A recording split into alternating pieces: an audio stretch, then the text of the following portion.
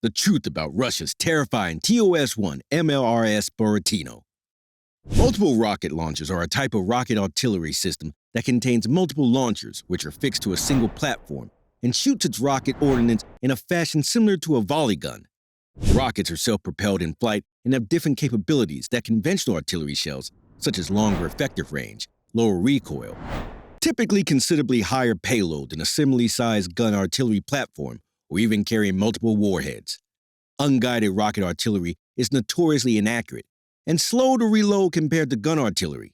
A multiple rocket launcher helps compensate for this with its ability to launch multiple rockets in rapid succession, which, coupled with the large kill zone of each warhead, can easily deliver saturation fire over a target area. However, modern rockets can use GPS to combine the advantages of rockets with the higher accuracy of precision-guided munitions. Hey everyone, welcome back to our channel. Today we are talking about Russia's terrifying TOS-1 multiple launch rocket system, Buratino. So, let's get going. The TOS-1 Buratino and TOS-1A are some of the most terrifying weapons on the modern battlefield.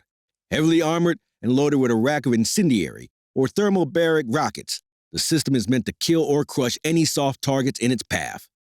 As such, the Soviets didn't consider them to be regular artillery pieces, but rather a heavy flamethrower, the logical evolution of the World War II sapper, who carried a handheld device that shot flames. But why did the Soviets feel the need to develop such a powerful weapon? Will it remain useful in the future? And why is it called Buratino? Well, the reason for the Buratino's existence is a result of Soviet studies into ways to improve on the flamethrower. The primary issue with the original flamethrower is the short range. So a logistical improvement is to put an incendiary mixture in a rocket instead of spraying it directly. The Buratino brought that similar concept into a much bigger platform. As flamethrowers are mostly used for assaulting fortified positions, the Buratino is built for the assault role.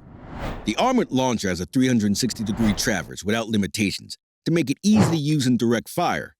It is mounted on a tank chassis, so it can keep up with the armored units it's meant to support, and the weapon is far shorter ranged, only 2.8 or 4 kilometers, than dedicated artillery to keep flight time short.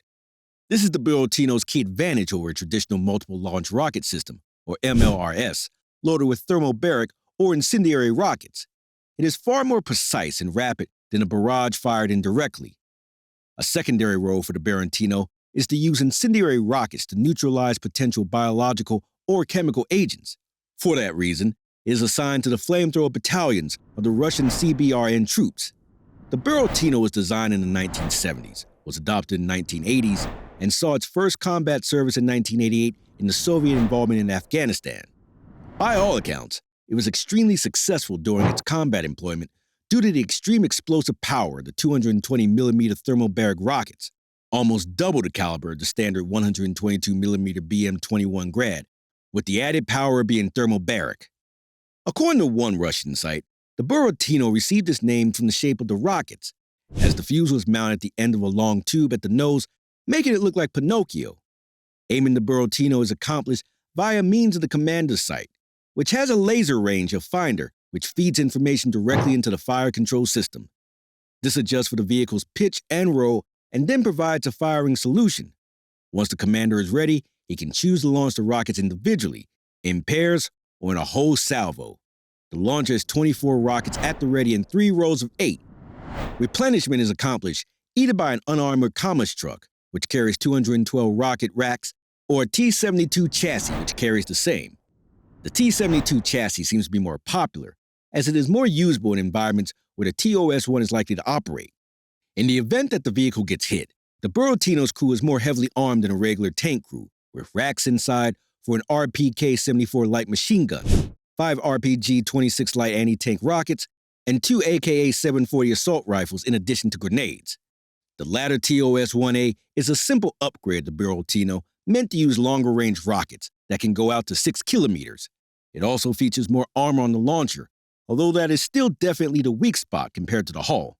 Overall, the Buratino and the TOS-1A are very useful weapons for a military that might be going into urban combat, with little regard for collateral damage. Those qualities likely make it popular with customers in the Middle East and North Africa, such as Iraq, Algeria, and Syria.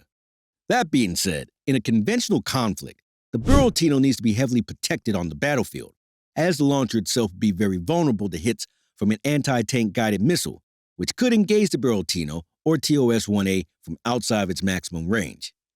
That's all for today. Thank you for watching.